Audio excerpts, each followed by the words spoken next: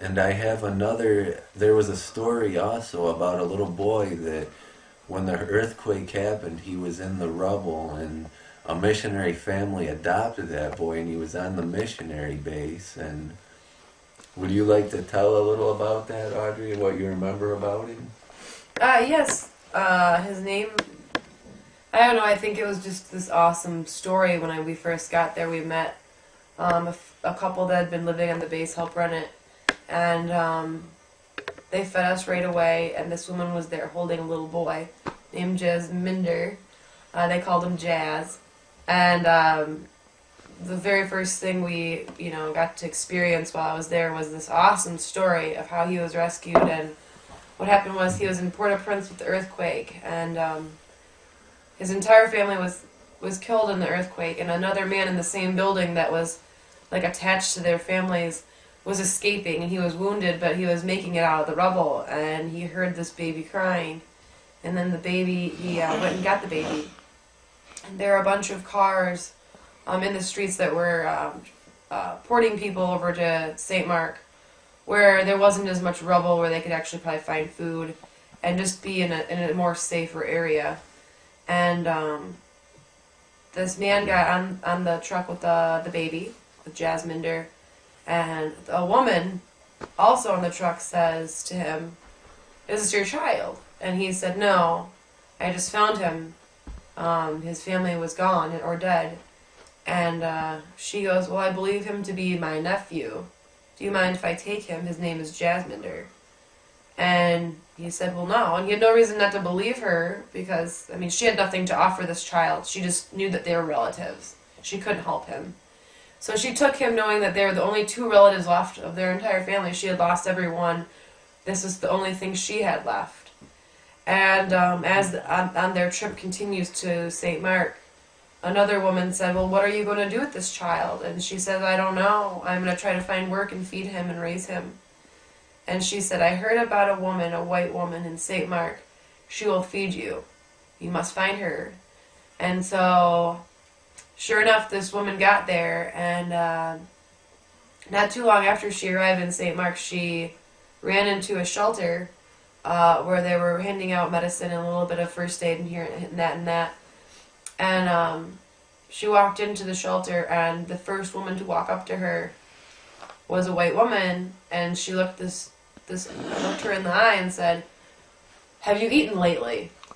And I guess it was just like a godsend.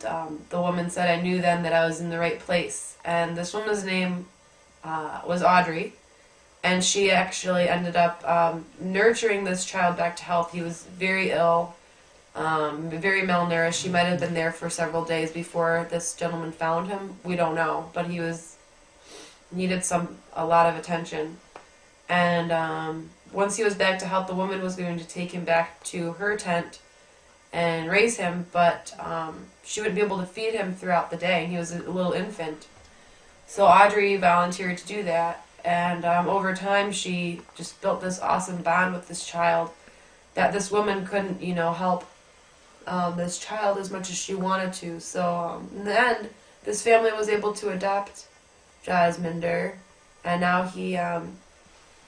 his aunt still visits him, but they, I don't know, I think it was just a really awesome story. It was a really warming story that, out of this chaos and catastrophe, a lot of good can come. And I know that, there was another boy that was rescued. So many people were rescued that might even have better lives now. You don't know. Mm-hmm. That's right. And I also, one thing I really remember from the trip is a guy named Freeman, and he would pick up like missionaries from the airport, and he'd get like supplies from Port-au-Prince to St. Mark, and he would drive his vehicle all over the place in different kinds of terrain.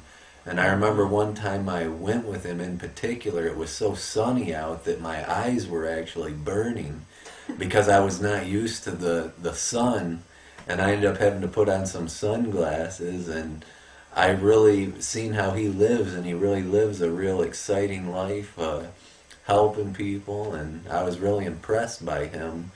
And another thing that we did is we all visited a prison, and a lot of us had a chance to speak, and James had a chance to speak, and in the prison in Port-au-Prince there was an earthquake, and it split the prison open, and the people all escaped out of there, and we went to the one in St. Mark. And how do you remember how many people were in each cell? The living conditions were just not right there. I don't know. It was between probably 15 and 30 people to a cell. But yeah, you're absolutely right. In Port-au-Prince, when the earthquake happened, over 4,000 people escaped. Over 4,000 inmates escaped from the prison. And believe it or not, a lot of them actually came back and said, look, the building was falling down. We ran out. We're willing to be locked back up. But, we didn't want to die. So we ran out of the building, and I think that's pretty amazing. Yeah. But yeah, in St. Mark, we did get a chance to go into the prison, and it was a huge privilege to be able to go in there, that we were allowed in, and just to meet these guys. And just to give you a little perspective, here in the States, if you're an inmate or if you're in jail or in prison, you have your own cell, or maybe you share it with one other person. But yeah, here's these cells with like 15 to 30 people, and there's no fighting, and these Haitians are getting along, and it was just amazing to me the attitudes that they had amidst their circumstances was pretty amazing. We got to speak to them in Spanish. Jimmy and I got to use a little bit of Spanish. Most of the Haitians do speak Creole. That's their primary language. They do speak some English, some French. If you speak French, they can generally understand that if they speak Creole. But a lot of these inmates had been to the Dominican, and so they knew Spanish. And it was just neat because I didn't know Creole, but I was able to speak enough Spanish to really kind of get to know some of them a little bit while we were there. Mm-hmm. And a friend of ours actually started up the ministry there with the jail, going there twice a week. And since they've been there, I want to say like 150 of these inmates have come to know the Lord, come to know Jesus as their personal Savior. And you see it on their faces. I mean, these people are locked up and they got a smile on their face.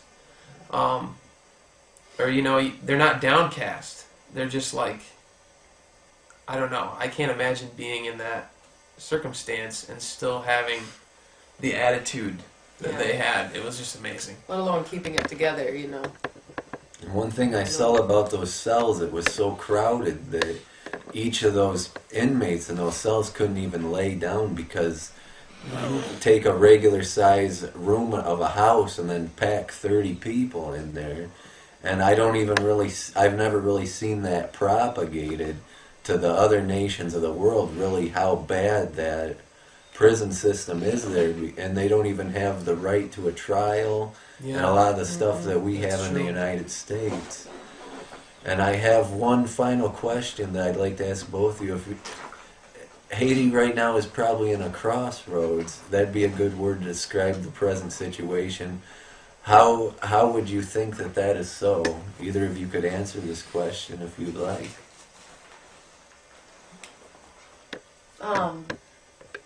Well, Haiti has come a long way. I mean, it's been through so many hard times. I feel like it's hardly had a chance to,